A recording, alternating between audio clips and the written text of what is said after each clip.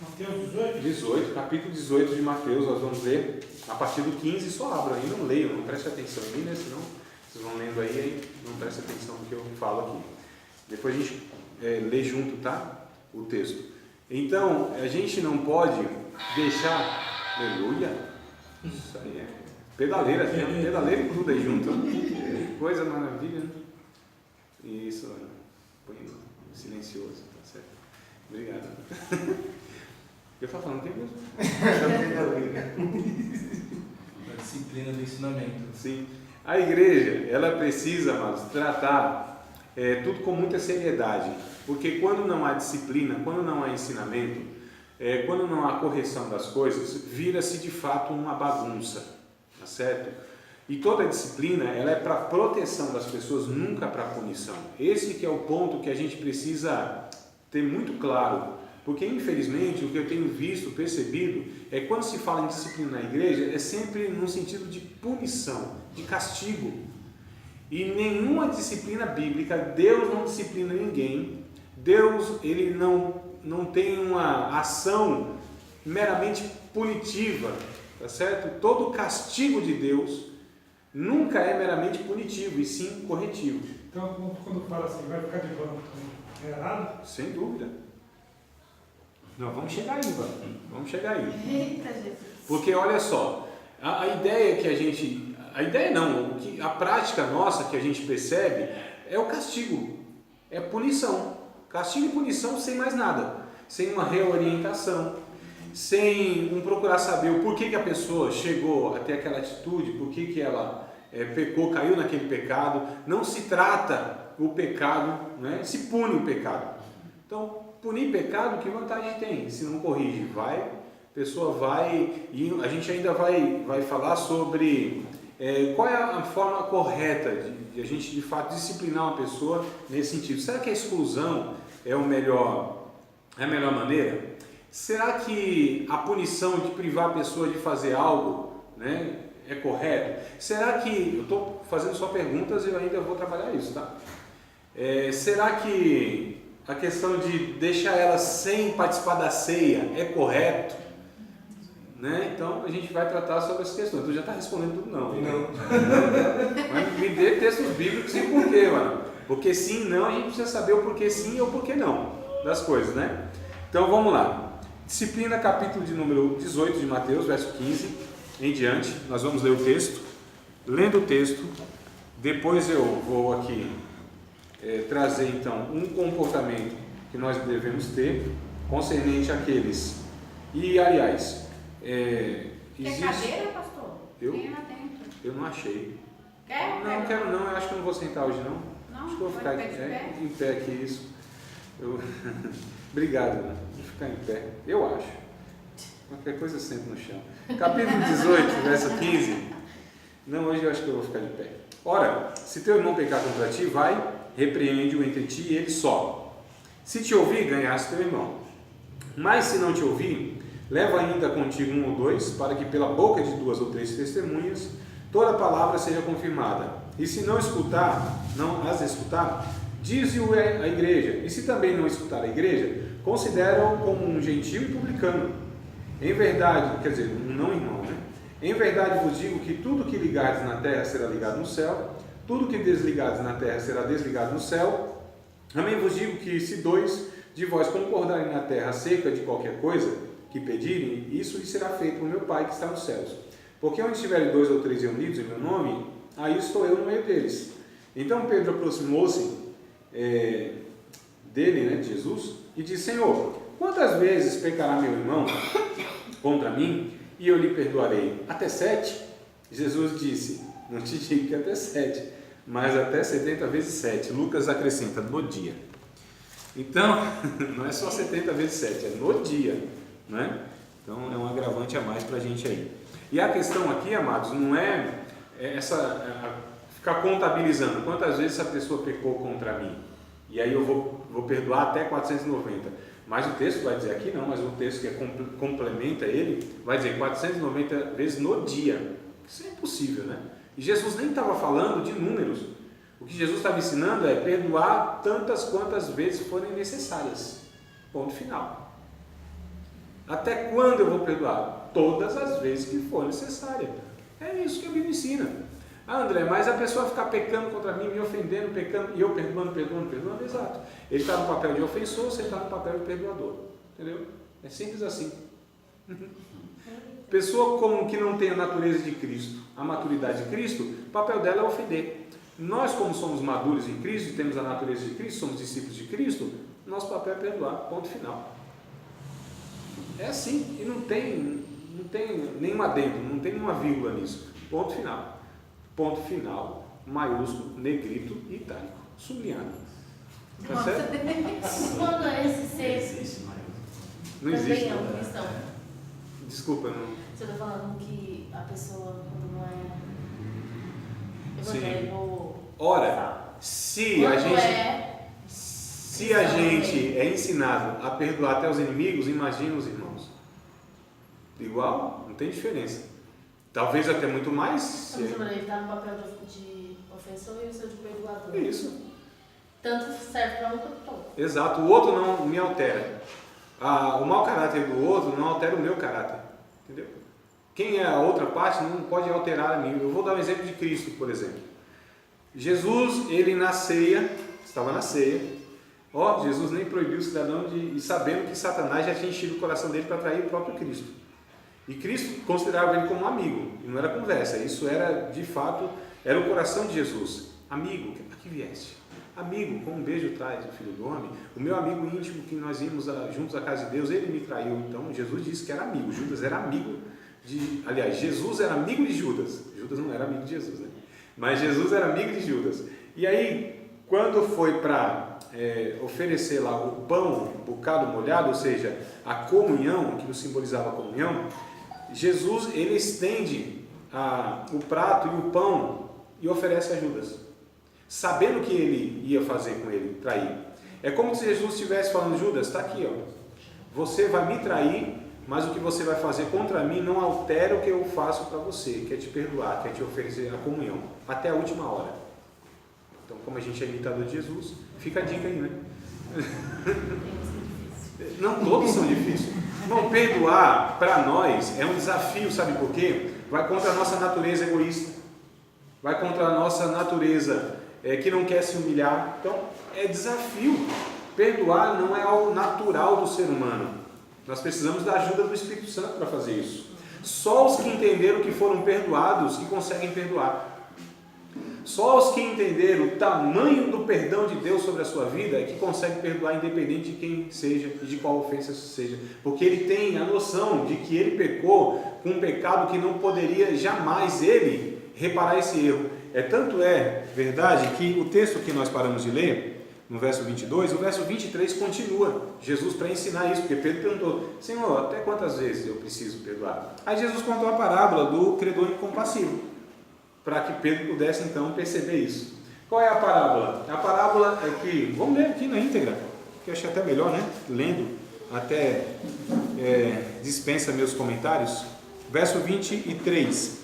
Por isso o reino dos céus pode comparar-se a um certo rei que quis fazer contas com seus servos.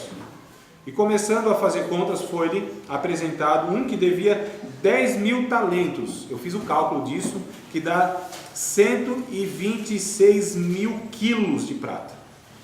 126 toneladas. Então devia 126 toneladas. Preste atenção aqui, no ensinamento da parábola. Então chamou o camarada e falou: paga aí o que você me deve. Quanto você deve? 126 toneladas de prata. Isso aqui, revertendo em dia de trabalho, ele tinha que trabalhar muitas e muitas vidas dele. Muitas e muitas vidas. Uma vida só não dava conta de 70, 80, 100 anos de idade. Teria que ser muitas vidas desses 100 anos de idade para pagar isso aqui. Ou seja, impossível de pagar.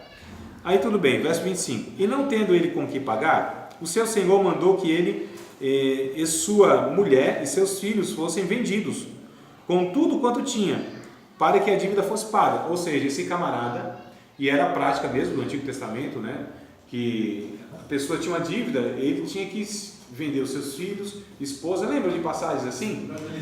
Isso, exato. Ah, Senhor, tem misericórdia, porque os credores vieram aqui para levar meu filho. Então, isso era, Jesus estava contando aquilo que eles sabiam que era feito, né? Então ele ia perder os filhos, a esposa, e ele mesmo ia se vender como escravo para pagar a dívida, o resto da vida. Olha só. Então, foi o que disse, então você paga aí. Então aquele servo, prostrando-se, o reverenciava, dizendo: Senhor, seja generoso para comigo e tudo te pagarei.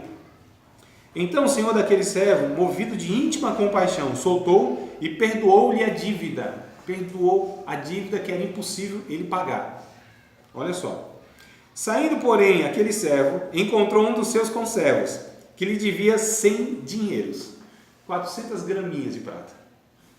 Ele devia 126 toneladas de prata e foi perdoado. Não tinha condição de pagar. O conservo dele lhe devia 400 gramas de prata. Isso seria pago tranquilamente se fosse negociado. Talvez em um ano pagaria sossegadamente, trabalhando inclusive para ele. Certo? Então olha só.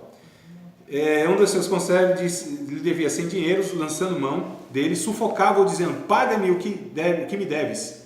A gente tem que lembrar que ele acabou de sair da presença do rei, que foi perdoado. Encontrou esse na escadaria lá. Então seu companheiro, prostrando-se aos seus pés, rogava-lhe dizendo: seja generoso para comigo e tudo te pagarei. A mesma fala, o mesmo pedido que ele fez para o rei. E ele, porém, não quis, antes foi encerrá-lo na prisão até que pagasse a dívida. Vai preso, vagabundo. Você vai ficar lá até você pagar essa dívida. Vendo, pois, os seus conservos o que aconteceu, contristaram-se muito e foram declarar ao seu senhor tudo o que lhe passara. Então seu senhor, chamando à sua presença, disse: servo malvado, perdoei-te toda aquela dívida, porque me suplicaste. Não devias tu igualmente ter compaixão do teu companheiro, como eu também tive misericórdia de ti? Indignado o seu senhor, o entregou aos atormentadores até que pagasse tudo o que devia. Assim vos fará também, ou seja, da mesma forma, vos fará também meu Pai Celestial, se de coração não perdoardes cada um seu irmão as suas ofensas. Precisa desenhar, amados? Não. Está claro ou não está? O que Jesus está dizendo? Olha, você tem que ter a consciência de que você foi perdoado com uma dívida que seria impossível você pagar. Você também, que foi perdoado, não deve perdoar as pessoas que te ofendem com ofensa muito menor? Qual que é a conclusão? Sim. E o que ainda Jesus ensinou? Se vocês não perdoarem uns aos outros, também Deus não perdoará vocês. Porque a gente está falando de um caráter aqui, que é semelhante a Cristo e que não é semelhante a Cristo. Então, nós não temos escapatória, a gente não tem alternativa, a gente não tem outro caminho a não ser perdoar. Quantas vezes? Tantas quantas forem possíveis. Quem perdoar? Todos. Ah, mas foi lá e dependente. Que pecado é maior do que o pecado que nós cometemos contra Deus? Nenhum. E Deus nos perdoou. Nós devemos, como perdoados, perdoar as outras pessoas. Ponto final. Não tem exceção, não tem caso à parte. É isso. Ponto final. É simples assim. No sentido bíblico, teológico. Agora o desafio é na prática, porque vai contra a nossa natureza velha, mas nós vivemos no espírito, não na carne, né? Então aí que vê a maturidade dos cristãos. É fácil perdoar? Não é fácil perdoar, mas quando nós entendemos o grande perdão que nós recebemos, aí fica mais tranquilo a gente perdoar o outro. A gente sabe: Senhor, se o Senhor me perdoou e eu não merecia, então eu preciso perdoar o outro também, que a ofensa que eu cometi com o Senhor é muito maior. E tem mais uma: se eu não perdoar, eu não vou ser perdoado por Deus. Mas eu não perdoo porque não vou ser perdoado por Deus se eu não perdoar. Eu perdoo porque em mim eu tenho uma natureza, que é a natureza de Cristo, que é o Espírito Santo em mim. Esse Espírito que está gerando em mim a natureza de Cristo, essa natureza que na cruz do Calvário perdoou a todos, inclusive a mim. Entende, amado? Isso é evangelho. Desafio, né? Difícil. Se fosse fácil, todo mundo seria um discípulo de Cristo, mas nem todo mundo é. Então, o que o texto vai dizer em Mateus capítulo 18, que nós lemos até o 22, do 15 ao 22, ou desculpa, do 15 ao 35, não, do 15 ao 22 mesmo, né? É isso mesmo, é depois que, mas o completo seria até o 35 mesmo. Mas eu queria tratar um bloco para depois tratar outro, mas já que foi feita a pergunta, eu já trouxe aquilo que eu já ia falar antes, depois, quer dizer. Então, o que a Bíblia ensina sobre nós resolvermos os problemas da igreja, os pecados da igreja. Bom, se o pecado é um contra o outro, então um deve procurar o outro para resolver. Então alguém pecou contra mim, fez alguma coisa contra mim, o que eu devo fazer? Eu devo procurar essa pessoa, repreender essa pessoa. Se essa pessoa aceitar, pronto, acabou, foi resolvido o negócio, ganhei meu irmão, está tudo certo. Isso não precisa se alastrar, isso não precisa ser passado para frente, para que o outro saiba, para que o outro saiba, para que o outro saiba. O irmão pecou contra mim, é pessoal, eu procuro, eu sou o ofendido. Eu, o ofendido, procuro o irmão. Vou lá, repreendo o irmão, vou lá, encaminho o irmão, oro por ele, falo, não é assim que se procede. Eu vim aqui, inclusive, para te perdoar. Se ele aceitou essa repreensão, olha só, a Bíblia ensina que eu, o ofendido, tenho que ir lá e dizer para ele, eu te perdoo. Não é esperar que ele venha para mim para reparar o erro. É isso que a Bíblia ensina, mas, né? Olha que coisa desafiadora. Então, se ele aceitou, ótimo, louvado seja Deus. Ninguém fica sabendo disso. Nem precisa saber disso, nem pastor, nem líder, nem ninguém. Isso eu consegui resolver nos bastidores, ótimo. Sabe por quê, amados? Tem um risco muito grande quando essas ofensas, esses pecados, eles vão passando de um para outro. Isso contamina. Vamos ler o texto de Hebreus, capítulo de número 12, verso número 14, verso número 15. Nós estamos tratando aqui de pontos que diz respeito a uma igreja bíblica, saudável, corpo de Cristo, um lugar terapêutico, um lugar onde a gente é amadurecida, tratada, um lugar onde o Espírito, o amor de Cristo é derramado, onde as bênçãos de Deus elas são nítidas, né? Pelo cuidado mútuo, pelo tratamento mútuo. Olha que coisa interessante. Então, capítulo 12 de Hebreus, verso 14, verso 15, é uma passagem muito interessante, porque vai dizer, alguém lê ainda íntegra? 14 e 15. Esqueça do 15 não. Pode ir lá, Débora, por favor. Segui a paz com todos e a santificação sem a qual ninguém verá o Senhor, tendo cuidado de que ninguém se prive, né? Da graça de Deus e de que nenhuma raiz de amargura, brotando vós, perturbe, por elas muitos se contaminem. Então, olha só, que nenhuma raiz de amargura brotando no nosso coração possa nos perturbar. E por essa raiz de amargura, muitas pessoas possam se contaminar. Essas pessoas se contaminando pela minha amargura, nós todos ficaremos privados da graça de Deus. Isso é um perigo muito grande, é um risco muito grande que a gente corre. Quando eu estou amargurado, eu vou contar minha amargura para alguém, às vezes esse alguém fica mais indignado do que eu e vai querer tomar satisfação com aquele que me ofendeu, né? Não é mais ou menos isso que acontece? E isso então vai se alastrando, amados. Quando isso se alastra, essa amargura se alastra, isso é um ambiente onde o Espírito Santo vai ter grande dificuldade, no sentido que as pessoas fecharão o coração, ficarão uma com ódio das outras, tá certo? Então olha só, a Bíblia vai dizer que nenhuma dessas raízes de amargura ela possa brotar no nosso coração. A gente precisa acabar com essas amarguras entre nós, se há que há, né? Por quê? Porque se alguém tem alguma coisa contra mim, irmãos, a pessoa infantil, ela evita resolver problemas, conflitos. Elas acham que as coisas vão se resolver sozinhas, o tempo resolve, né? Deixa lá que vai dar... Não é assim. O conflito, ele é inevitável nas relações, A gente vai amadurecendo à medida que a gente... Eu acredito que a maturidade na vida de uma pessoa é a capacidade que ela tem de resolver conflitos. Eu acho que uma pessoa madura, ela vai por aí. Essa pessoa que ela é capaz de resolver conflitos, dificuldades, né? Que é um desafio enorme.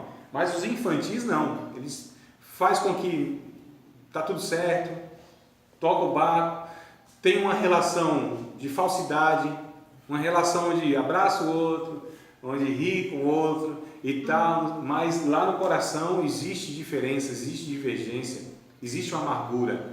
Isso é uma pessoa infantil, é uma pessoa que ainda não entendeu o Evangelho de Cristo. E isso vai fazendo com que a amargura vai sendo alimentada. E isso é possível que se alastre, né? Então a Bíblia diz assim, olha, evite que nenhuma dessa raiz de amargura, brotando no coração de vocês, perturbe vocês, e por ela muitos sejam contaminados. E é o que acontece na vida de muitos. Então qual que é o que a Bíblia diz em Mateus 18 que nós lemos? Primeiro passo, eu vou com o irmão que me ofendeu. Eu falei, irmão, você me ofendeu, mas eu vim aqui para te perdoar. Se ele aceitou, acabou, irmão, resolveu ali, vamos tocar o barco. Se não, a Bíblia diz, traz mais 2 ou 3 testemunhas.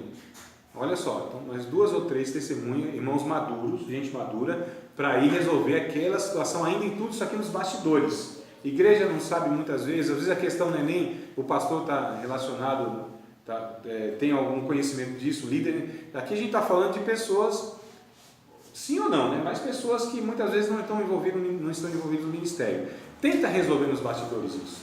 2 ou 3 pessoas. Se ela não aceitou isso, aí sim, passa para a igreja.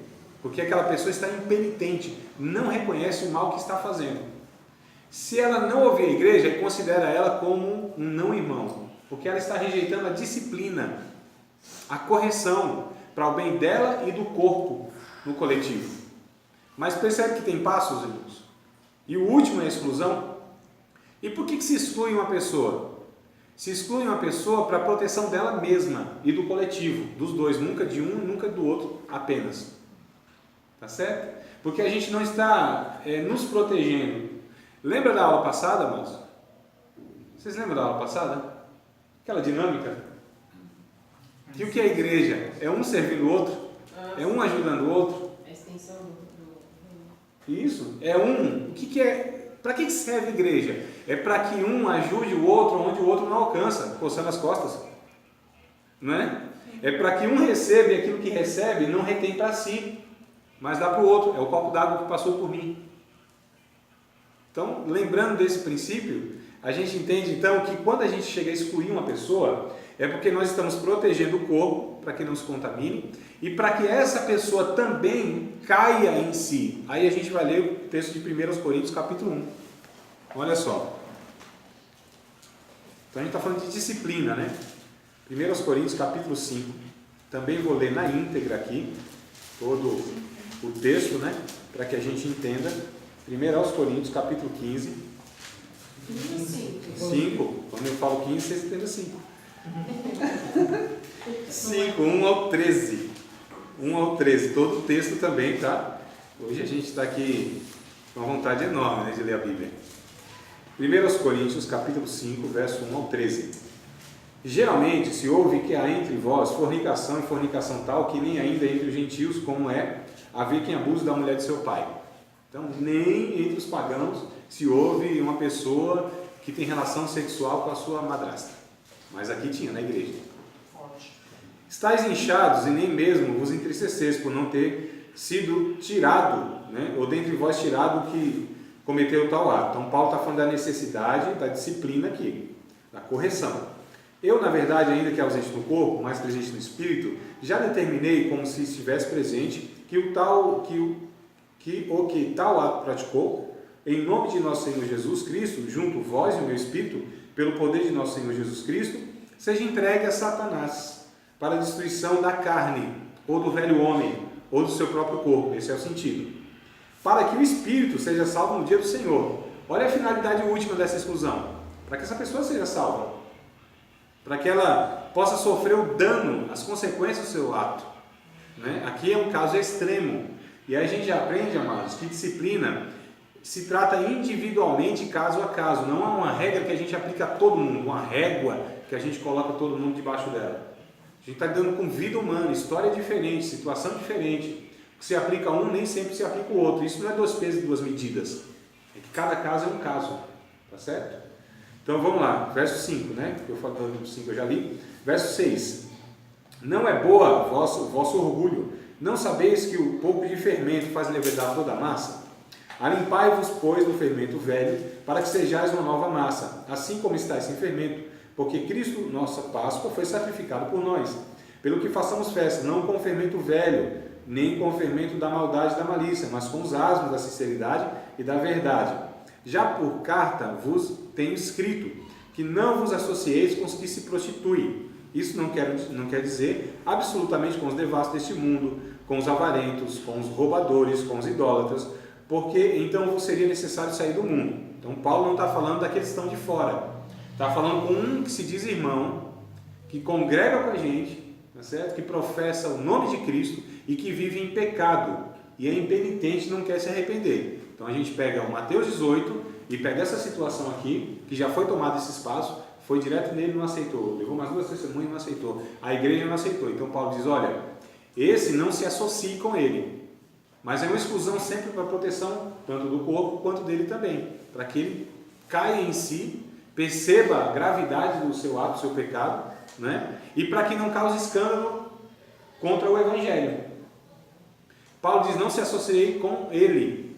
Eu não estou falando não se associar com os roubadores, com os ladrões, com os avarentos, com os idólatras, porque não tem jeito. Então, olha só, irmãos, nós temos relacionamento com todas essas pessoas, não tem problema. Gente mentirosa, adúltera, não tem problema. Senão Paulo diz, então vocês vão ter que sair do mundo se não tiver. Não tem como? Como que a gente vai num açougue que só tem crente, numa padaria que só tem crente, trabalha numa empresa que só tem crente? Difícil, né? Muito difícil. Então Paulo não está dizendo isso. Ele está dizendo aquele que se dizendo irmão. Vamos ler o texto? Verso 11. Mas agora escrevi que vos não vos associeis com aquele que se dizendo irmão for devasso, avarento, idólatra, maldizente, beberrão, roubador. Com tal nem ainda comais, ou seja, não tenha comunhão. Vixe. Veja bem. Falou agora o negócio. Porque que tenho eu em julgar também os que estão de fora, não julgais vós os que estão de dentro, mas Deus julga os que estão de fora e tirai, pois, dentre vós esse iníquo. Então, amados, a disciplina aqui, a gente já percebeu. Existem os passos que a gente toma da disciplina, que é tentar ganhar o irmão, que é tentar trazer o irmão de volta, mas isso sendo impossível, pelo não reconhecimento desse irmão, ele falou, opa, você não é mais meu irmão. Eu trabalhei numa empresa, em uma das empresas que eu trabalhei, uma certa feita, tinha um rapaz lá que dava mau testemunho, mas ele dizia-se evangélico, crente. E aí o que acontece? O irmão para cá, irmão para lá, e tal, aquela coisa toda. E um dia lá, não sei, a gente estava lá, não lembro a ocasião certa, e aí eu disse, não, você não é meu irmão. Todo mundo olhou assim e falou, não, você não é discípulo de Cristo. Parei de saudá-lo como saudam os crentes, né? Saudam os crentes. Eu falei, não, você não é meu irmão, não. Discípulos de Cristo não tem essa postura que você tem. Todo mundo ficou espantado assim. Depois eu cheguei nele e falei, meu querido, faz o seguinte, você me chama de irmão o dia que você for um arrependido. O dia que você dá bom testemunho, você está escandalizando o Evangelho. Porque você não pode mostrar para os outros, e eu não posso ser cúmplice seu, mostrando para os outros que um discípulo de Cristo tem um comportamento igual ao seu. Eu te amo, oro por você, mas você não é meu irmão. Você não dá bom testemunho. Converta-se, arrependa-se do seu pecado. Parece duro, né? Mas é para a proteção dele, para não escândalo do Evangelho, e para isso se torna impeditivo da gente evangelizar, amados. Que autoridade que a gente vai ter de falar de Cristo e o outro falar assim, mas crente igual esse daqui, que falavam? Eu falei, então, mas ele não é. Ele não é. Sem soberba nenhuma. Quer saber como é um discípulo de Cristo? Olha para mim. Difícil isso aí, né? Trabalhar quase 3 anos numa empresa. Vocês acham que eu nunca errei lá? Mas eu pouco falava de Cristo lá. Eu tentava ser um bom funcionário. Eu tentava ser um cristão.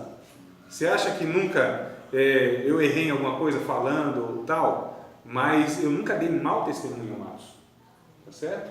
Até hoje eu colho frutos disso aí, de pessoas inclusive, que muitas vezes nem percebia, porque a gente não tem que viver num ambiente preocupado em fazer as coisas. Não, a gente precisa ser um cristão.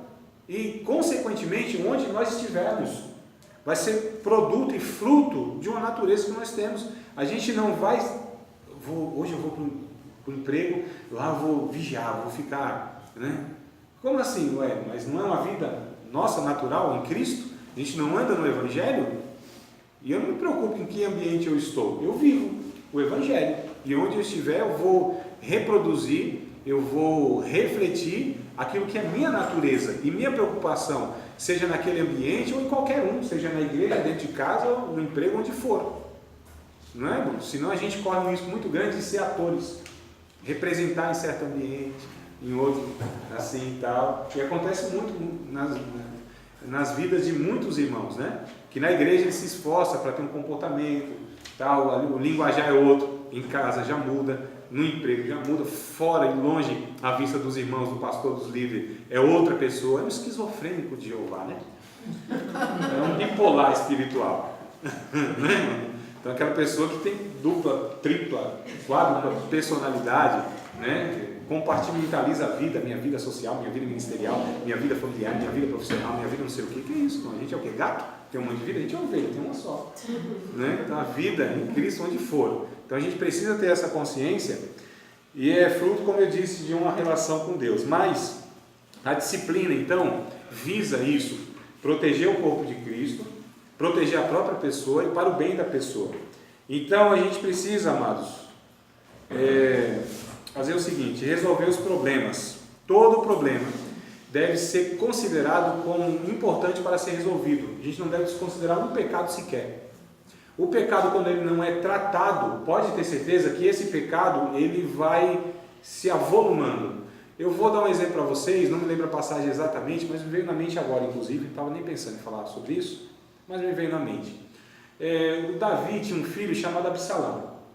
Absalão cometeu um pecado lá contra Davi. E o que acontece? Davi não o puniu. Não quis conversa com ele. Ficou lá não sei quanto tempo, lá, alguns anos lá, não queria conversa. Absalão não tinha mais acesso ao rei. Olha, o pai não deixou que o filho tivesse mais acesso a si. E aí ele foi para um lugar, lá para uma cidade e tal. Ele voltou então para Jerusalém. Ele quis conversar com o rei. O rei disse, não quero conversa com ele. Sabe o que ele fez para chamar a atenção? Pôs fogo lá numa plantação lá. Uma bagaceira só. Olha só. Chamou a atenção do rei. O rei não quis conversa com ele. O rei, o pai no caso, o rei fala, mas é o pai, não quis tratar o pecado. Deixa aí, não quero, não foi tratado o pecado. Né? Final da história, para encurtar aqui a conversa. Ele se rebelou contra o rei. Ele fez uma desgraceira no rei, a ponto de o rei Davi sair escorraçado do seu próprio reinado, por causa da rebelião desse filho que não foi tratado o seu pecado. O pecado não tratado, amados, é a pior coisa que existe. O pecado não se trata sozinho. Existem medidas que a gente precisa tomar, terapêutica, não de punição apenas, mas a gente precisa tratar todo o pecado. Porque se aquela pessoa não for tratada no pecado dela, no caráter dela, a tendência é que aquilo vá se multiplicando. Essa pessoa nunca vai ser corrigida. Tem gente que o seu caráter, porque o que é igreja, entre outras coisas? Igreja é onde a gente vai construindo o caráter um no outro, a partir da ação do Espírito Santo em nossas vidas e através das nossas vidas, através da liderança, da ministração da palavra, do discipulado, e a gente vai ver o papel do discipulado na disciplina, porque a disciplina, como eu disse, não é punição. A disciplina, ela é correção. Só que antes que a gente fale da correção, a gente precisa resolver os problemas. Efésios capítulo 4, verso 26.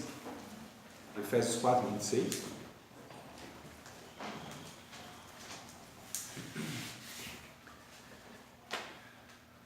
Não se põe só sobre a vossa ira. Não deis lugar ao diabo. Está escrito aí, né? Se põe, 4,26 mesmo, de Efésios, é isso? Me ajudem se não for. Efésios 4,26. Não se põe, irai-vos, mas não pequeis, não se põe o sol sobre a vossa ira, não deis lugar ao diabo. Não é? Então, olha só. Resolver os problemas, amados. Não se pôr o sol sobre a vossa ira, quer dizer, resolva o quanto antes. Resolva, se possível, hoje, antes que o sol se ponha. Às vezes, o resolver no momento não é o bom momento para resolver no calor das emoções. São exceções, mas o que a Bíblia ensina é o quanto antes resolva. Porque tempo não apaga pecado, tempo não resolve pecado, tempo não é solução para nada, amados. Tá certo? Às vezes agrava as coisas. Às vezes fica enterrado, soterrado, e outras coisas vão se colocando em cima. E aí depois, irmãos, para tratar esse negócio que está lá embaixo, ninguém nem sabe onde está mais, que tanto entulho se formou, só por Deus. Só, literalmente, revelação de Deus.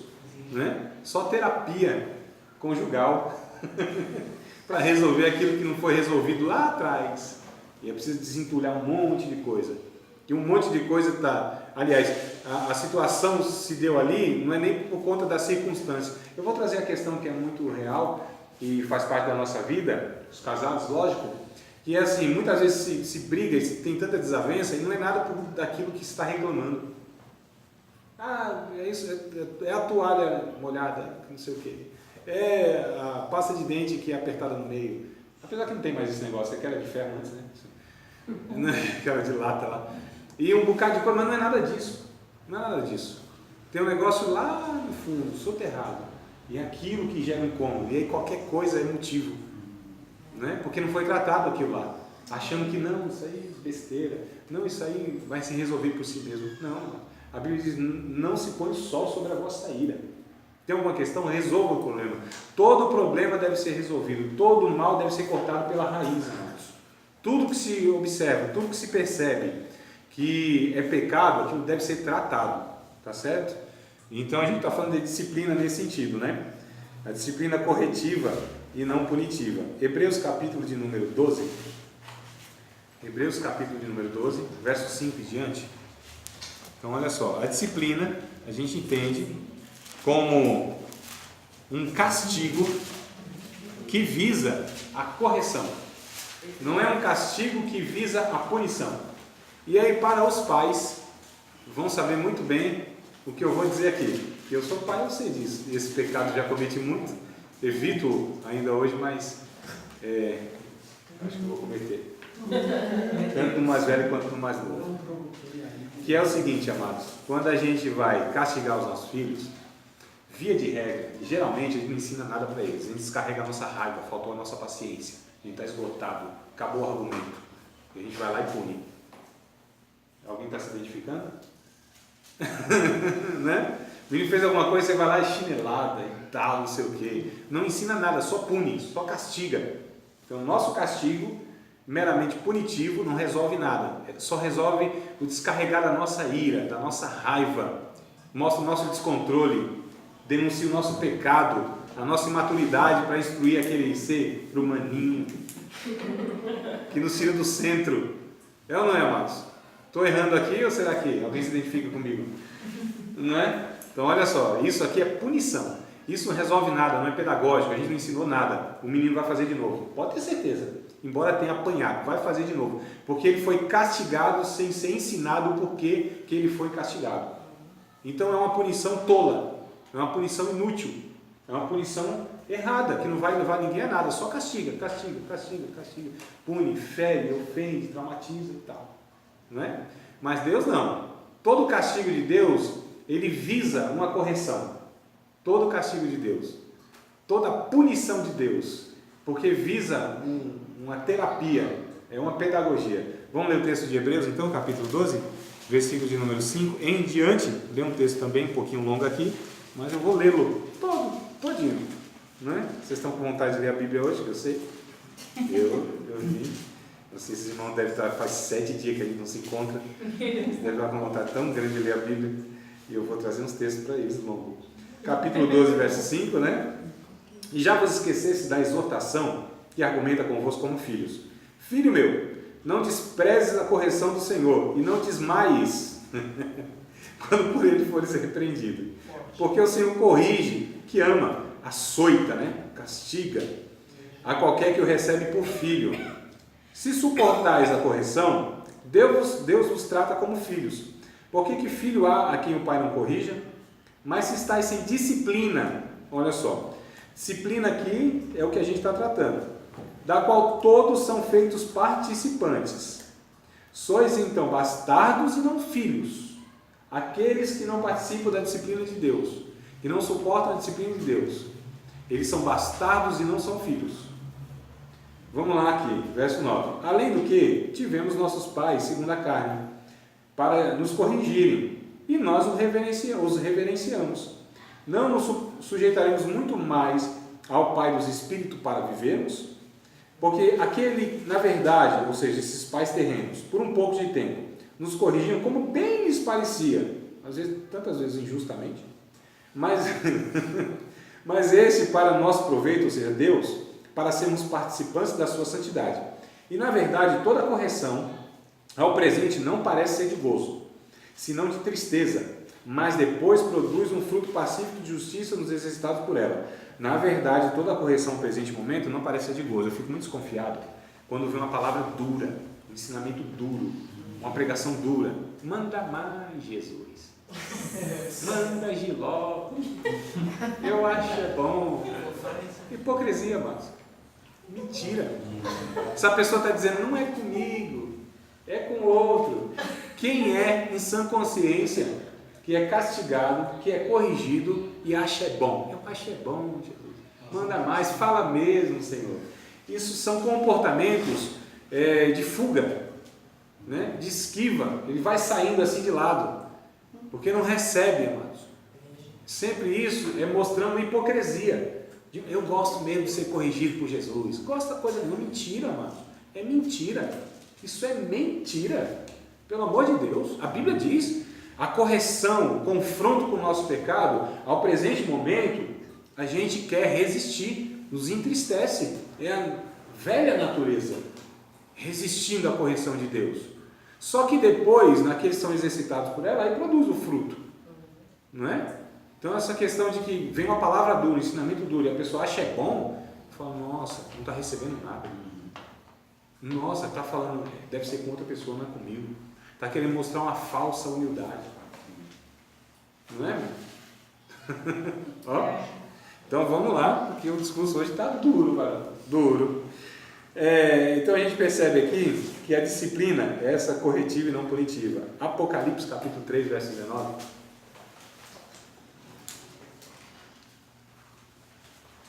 Duvido, irmão. O professor falar uns negócios duros aqui, você acha bom. Quando pega no pecado, né? 3:19? Capítulo 3 de Apocalipse, verso 19. Talvez, bom, eu estou de repente aqui me enganando ao respeito de vocês. Eu estou falando por mim, né? Porque como eu não sou tão humilde assim, quando eu sou confrontado no meu pecado diretamente, eu fico meio bravo. Me incomoda. Eu não gosto de ser humilhado. Estou falando por mim, né? Talvez. Ninguém gosta. A gente vê que às vezes um comportamento as pessoas querem mostrar que estão gostando, né? Eu acho meio complicado. Alguém lê? Apocalipse 3:19. Repreendo e disciplino aqueles que eu amo. Por isso, seja diligente e arrependa-se. Eis que eu estou à porta e bato. Se alguém ouvir a minha voz e abrir a porta, entrarei e cearei com ele, e ele comigo. Isso, olha que coisa linda.